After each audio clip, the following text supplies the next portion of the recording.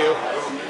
Anyway, I'm here at Kutztown, this spring 2014 swap meet, and we're here walking around looking at all the radios and parts and stuff. So let's take a walk around. We'll get back with you a little bit later on.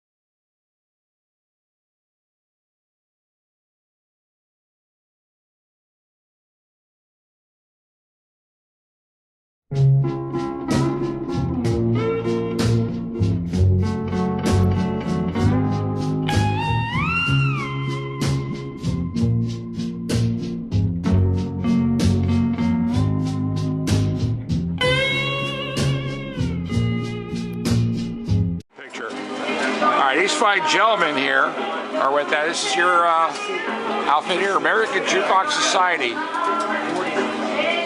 know, I love jukeboxes for what they are, but I gotta ask this because I know it's gonna seem a silly question. I got a lot of younger people that tune in this with iPods now, which basically you can fit one of these in your hand. Yes. Has the popularity of these things really gone down very much, or is it still a... The older generation still likes it. Yes, that's correct. The younger generation... they like it, but... Well, I can give you an example. I used to teach school. Okay. At the end of the year, I used to have a jukebox party. The classes were pretty good. I'd haul in one of my jukeboxes. And they were amazed at how it works, especially if there's a visible mechanism in it. Right. They refer to those records as big CDs. That's what they call them, big CDs. And you guys still, do you raffle one of these guys off every year? Yeah, yes, that's how we make our money. Wow, that's great. And basically what we do from the profits from the jukebox, we just roll it into next year's raffle. Okay. And it gives us a reason for meeting once a month and meeting as a group. I always wanted one of these, but I have like a really small house, and I don't have like a basement that would be friendly to have one of these in. And to respect that, first of all, it's very narrow, and it's also kind of damp, and I wouldn't want that thing to go away. Dampness is not good. Right. Yeah. Dampness is not good. They don't like dampness. Yeah. But there are smaller jukeboxes that fit in tight places. Yeah. There are small, narrow ones that roll on the floor, and there are also smaller ones that fit on the tabletop. Okay. All right, very good. So what's the name of your club again? American Historic Jukebox Society. Okay, do you guys have a website? Yeah, right here. Oh, here we go. Let me take a picture of your card. Here's where we meet. Right over here. Here's where we meet, and here's... Oh, Telford. Okay, so you meet that's the same place of the... Radio Club. Right. The Radio Club in PA. Meets there a week before we do. All right. Oh, that's great. Okay, let me flip it over. All right, may I have this card? Sure. That's great. More? Give him one of those big cards there. Okay.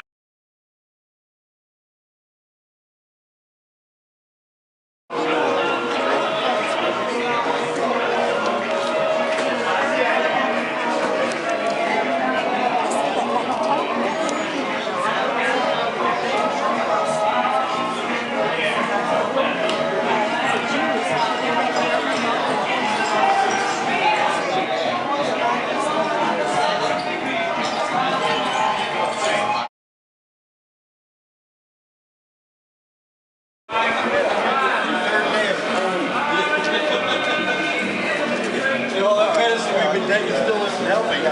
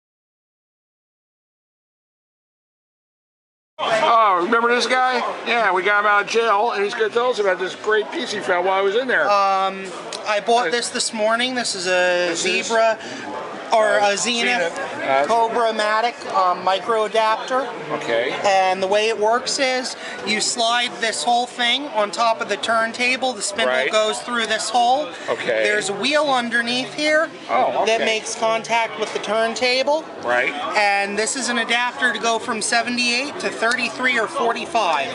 Oh, wow. And this plugs right into the Cobra-matic tone arm. Wow. I've never seen one of them before. It's just so I cool. never have either. I've been doing record players for 10 years and I've never seen this. So. Wow.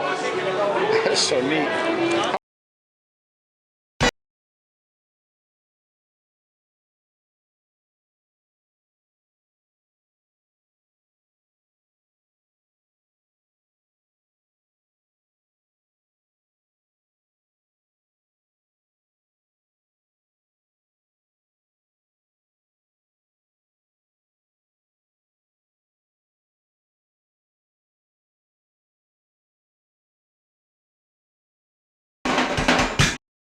Okay, so now we're signed up for September. Right. Okay.